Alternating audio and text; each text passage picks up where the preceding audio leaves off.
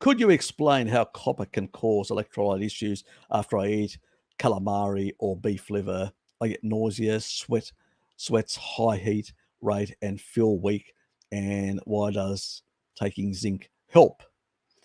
Because zinc balances out copper. That's why people shouldn't eat excessive amount of, especially if they don't have a good gallbladder as well.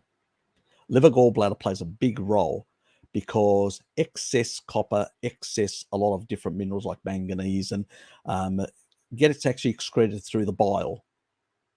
So if your systems aren't working like tip top, that can be an issue. If you're not getting enough taurine to regulate the ions in the body, that can be an issue. If you're under consuming, any type of ion and you're over consuming another in excess, that could be an issue, especially if ancestrally you've never done it. So there are, like, people on the West Coast can tolerate a lot of organ meats. We've been consuming them for a long time. And so it's not an issue. But other people that come from other areas, and I know from friends of mine, they can tolerate far less. So they will get symptoms that I don't. So there is some genetic profiling here as well. Bob, you're probably from a different part of the world, probably Northern Europe, and probably you're traditionally have consumed less of these foods in your ancestors. So you may have different levels of the way you regulate. You may have eaten more muscle meats, so your body's more used to taking in more zinc. And that's like the calcium issue with people being on a pastoral diet. They need more calcium because the body, normally a tribal person will extract more calcium from the meat with vitamin D.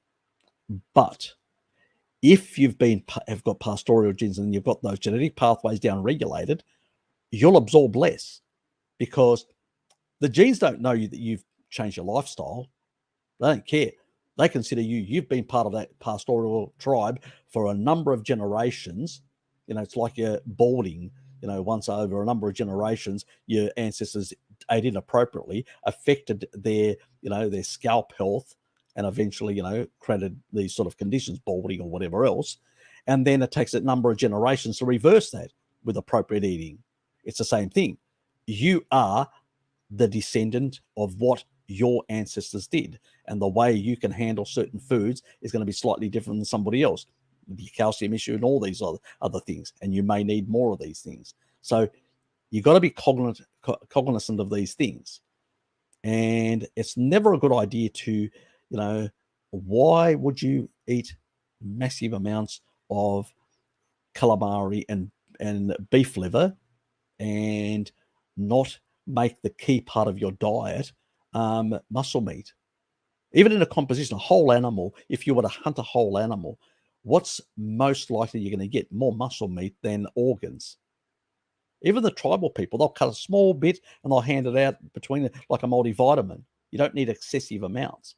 Even the Greeks, when they actually cook their little friganellas, they're called, they dry them out and they become like little crispy things. They lose a lot of their micronutrients as a consequence of this. So they've got much lower amounts of micronutrients, probably about a quarter. So it's completely different when you eat it like that compared to, lightly cooked or raw in large amounts. You're going to get a different level of potentially over-vitaminosis. Now, some people that have got a lot of deficiencies, and when they do consume some organ meats and all that, they actually get a big buzz. They really feel great. It's a bit like Terry Walls, who has MS, and she started eating organ meats, and she was so deficient from her plant-based diet that it really just transformed her life. And so she started eating foods that were rich both in copper, zinc, a lot of the minerals, organ meats and a number of crustaceans and seafood and stuff like that. And what happened was immediately she was able to get the nutrient density in. Now, if she continues doing that, I think she's cut a lot of the organ meats. She's lowered that intake at this stage, which is probably a good idea. But if she was to do that for a very, very long time, that could be a problem.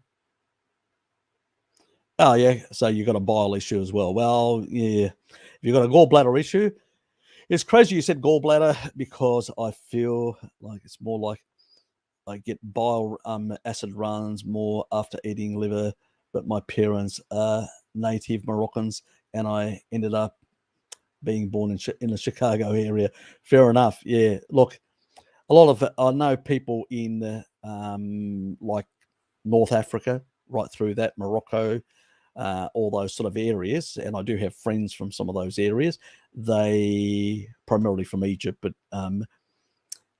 those sort of areas, there is that there is that issue about um, those people have really not a problem. They've got a healthy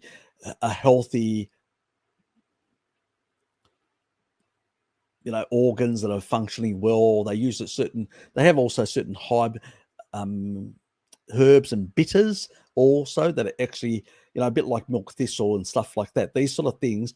They have some of these things in their diet also that also help with with the liver and stuff like that. So there's a lot of nuancing when you're talking about that.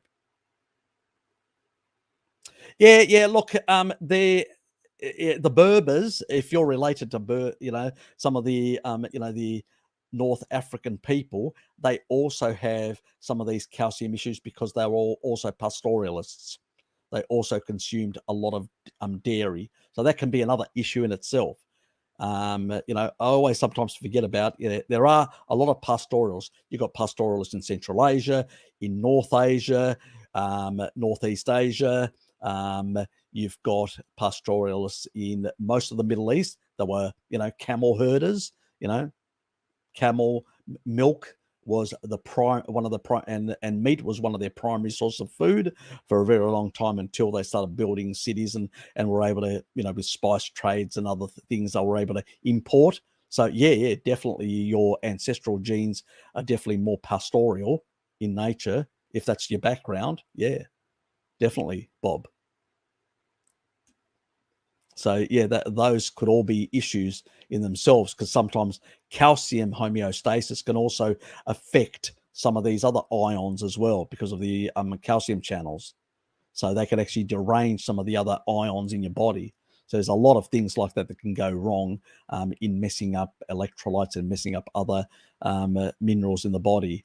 So yeah, I find that people when they put in enough calcium-rich foods, they a lot of these funny symptoms that they have go away, and they can seem to tolerate foods like liver, like calamari. But still, I wouldn't consume large amounts because none of us ever did. You know, so we consume small amounts. This sort of modern day thing where and even cucuretzi, which is all the organs cut up and wrapped in with the actual. I've shown a video before in one of my earlier live streams, and I've put it up on my community page. I might put it up again so people can see how to make it. That gives you a very mixed profile of a lot of different, and you don't get. It's not like liver centric. I've This liver centric is sort of this modern day nonsense that emerged in the carnivore community, and there's a whole lot of liver supplement companies, and that's the reason why it's so much pushed. But I've considered it nonsensical, even amongst people that did consume a lot of organ meats like my ancestors. So I've never really understood this whole nonsense about liver pills. I've never bought liver pills and I've never eaten large amounts of liver anyway. It's occasionally here or there when I do it, and it's like more like a multivitamin for me. I'll have my fortnightly multivitamin of and it's not a massive amount. And usually I cook the buggery out of it, and I'll make strips and use rosemary, which gives it a lovely flavor. But at the same time, it depletes a lot of the minerals out of it, which is good because I don't get too much copper or too many other things in that regard. And so yeah, look, there are traditions, and I think the way people cook things, there's probably deliberate reasons so they could actually eat a bit more in quantity because they were trying to get rid of the too many, because there's an excretion rate for all the different minerals. Now, obviously, there's another thing: if your organs are not working well, if liver's not working well, your gallbladder's not working well, your kidneys not working well, things are not working well, filtration. And in particular, if for whatever reason you've got like oxalate dumping or stuff like that, that can actually deplete things in particular like taurine, which is an osmolyte, which regulates ions, minerals in the body, then you could have a problem in bioaccumulating. This is what happens to a lot of vegans with bioaccumulation of copper. They don't get basically their levels of taurine are very little because they don't eat it. They don't eat animal foods, and they usually get a lot of these sort of funny symptoms as well. So anyway,